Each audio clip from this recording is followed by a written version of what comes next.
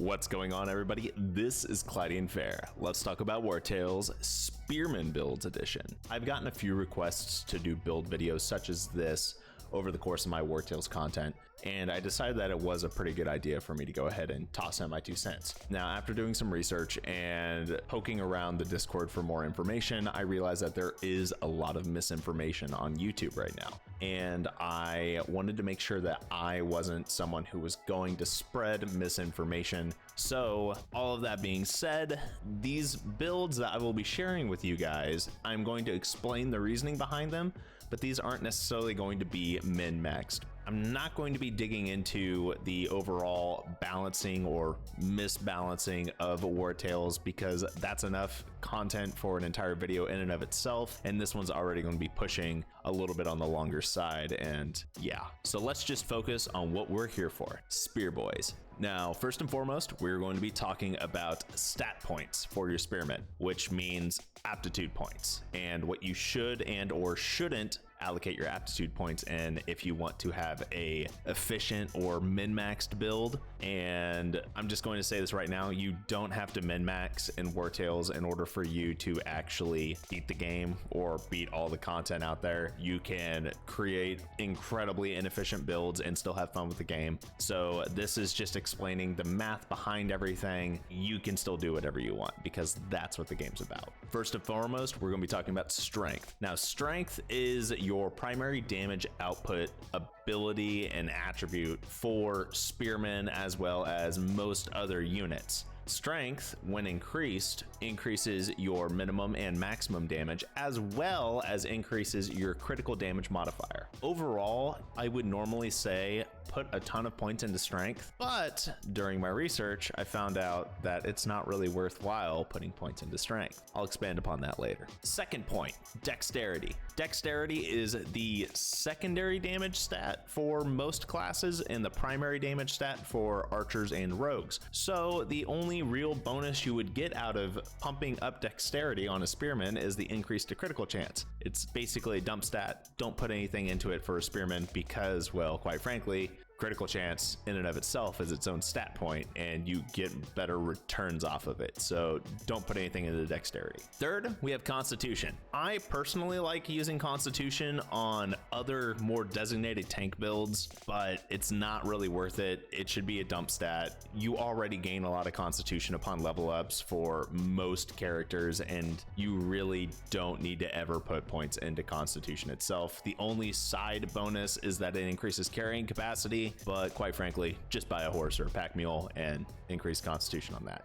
Don't put points into con. Now we're going to start digging into the actually good stats. Willpower. Now, willpower is arguably the most broken stat in the game. The reason why I say that this stat is arguably the strongest stat is because of the willpower mechanics. Once you hit a certain threshold, you trigger the galvanized state. Galvanized is overpowered in this game, and the best way to play the game is to just maximize galvanization. Now, the rough math on galvanized is essentially every single unit in your party, you add up all of the willpower that you have stat wise, and then you divide that by the total amount of willpower of every unit on the battlefield. And once that hits roughly 70%, you trigger galvanization. And then once it hits roughly 90%, you trigger a rout. Now, whether or not you let people run away,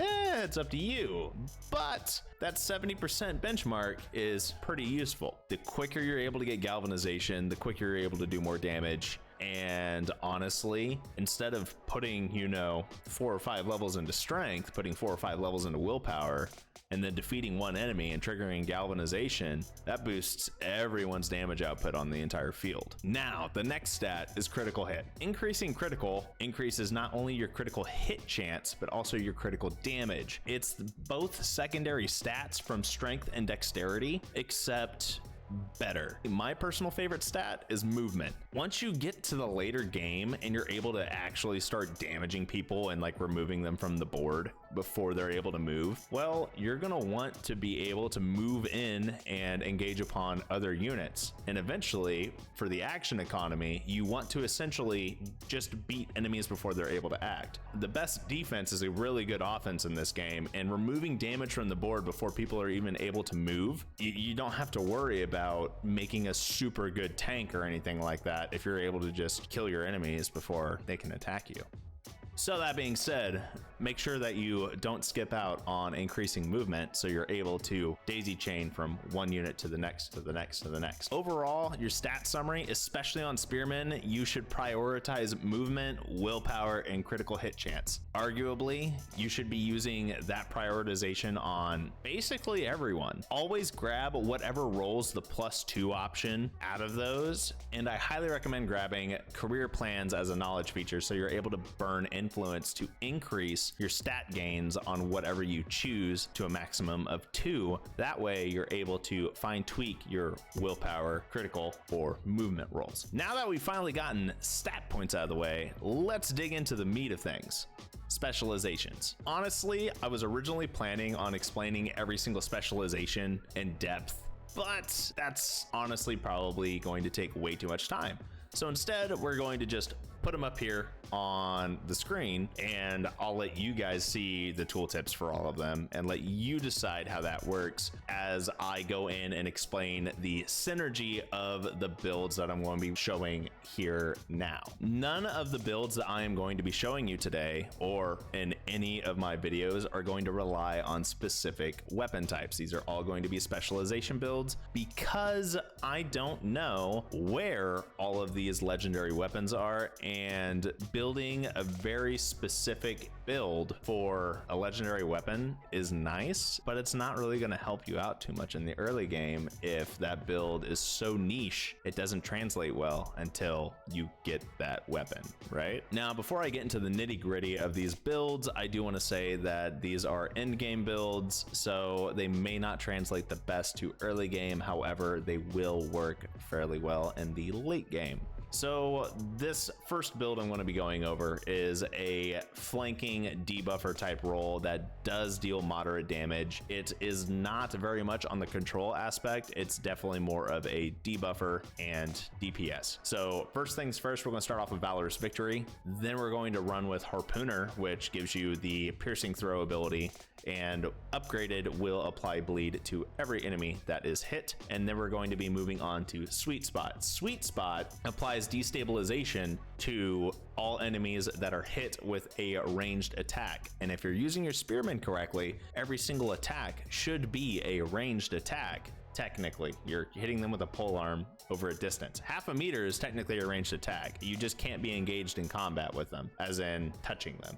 So your piercing throw, once upgraded, will not only apply destabilization, but it will apply bleed to everybody. So they have 0 guard and they're all bleeding. Pretty solid so far. Next up, we're going to grab Preparedness. So Preparedness basically gives this Spearman Fury at the end of every turn, so long as they are not locked into combat. And upon upgrade, Preparedness actually gives them Riposte as well, which is nice, but it's not really worth it. So don't go out of your way to upgrade Preparedness before you upgrade other more important abilities. And lastly, my personal favorite is Unstoppable. This is just honestly probably the best selection in this tier for most units because you can just move through enemies and not have to worry about it. You can just zip right through them, get into that perfect position, yeet a spear, apply destabilization and bleed to everybody, and then walk back through enemies and hide, essentially. So I kind of like this. It's a fun build.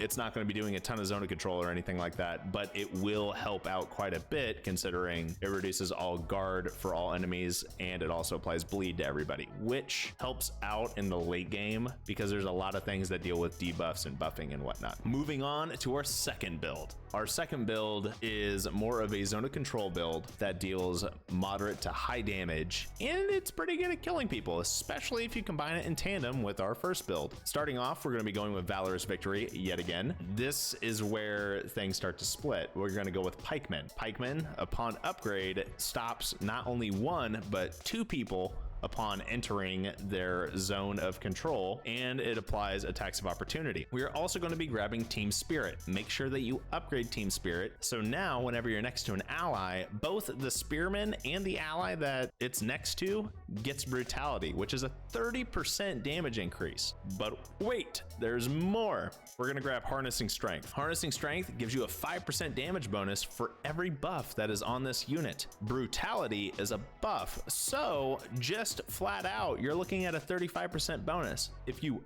upgrade Harnessing Strength, it goes to a 10% bonus. So as long as this Spearman is standing next to an ally, you're looking at a 40% damage increase innately. That's without Fury, that's without Galvanization, that's without anything. This is going to be a high damage output zone of control unit that can consistently deal large amounts of damage without having to rely on critical hits. And finally, of course, we're going to be using Unstoppable because movement, being able to reposition everything, get right next to your ally and lay down your spear wall. Yeah, you're doing pretty good. And finally, our third build is actually going to be kind of a mix of the previous two. It is going to be a debuffing zone of control unit, which I prefer because being able to stop enemies from getting close to you will remove damage from the board without having to kill them outright necessarily. And while there are other ways to build Spearmen, I know that this one will be something that I would use in the early to mid game, at least, before I'm able to fully roll an enemy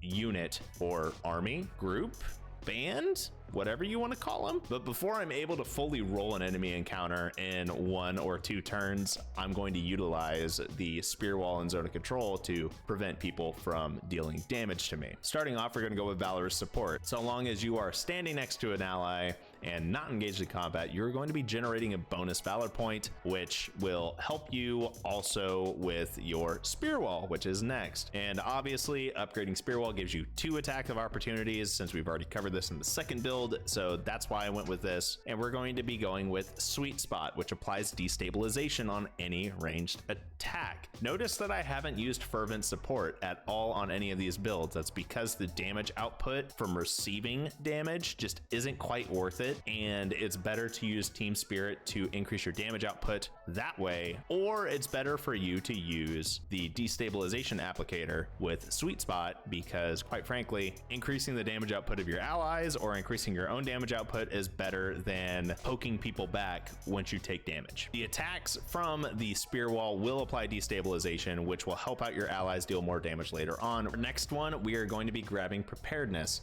which is going to give us Fury that will apply to the first attack of opportunity that we will get from our spear wall. So our spear wall attack is going to do 50% more damage and apply destabilization. It's pretty solid. Of course, we're grabbing Unstoppable again because Alacrity just isn't really that good. I would much rather either reposition people to where they don't get hit by AoEs or kill the units that have high damage AoE abilities before they're able to act. So it's just not really that good. And Weapon Swap is really nice if you're building a very niche unit or going with a lower troop count, but for all intents and purposes here, we're going to be going with Unstoppable. Now, these builds are essentially universal, so you should be able to get very good even early to late game usage out of these builds without feeling like you're gimping yourself, and they don't require any legendary weapons. So you're not going to be out of luck if you don't have a legendary weapon on these Spearmen,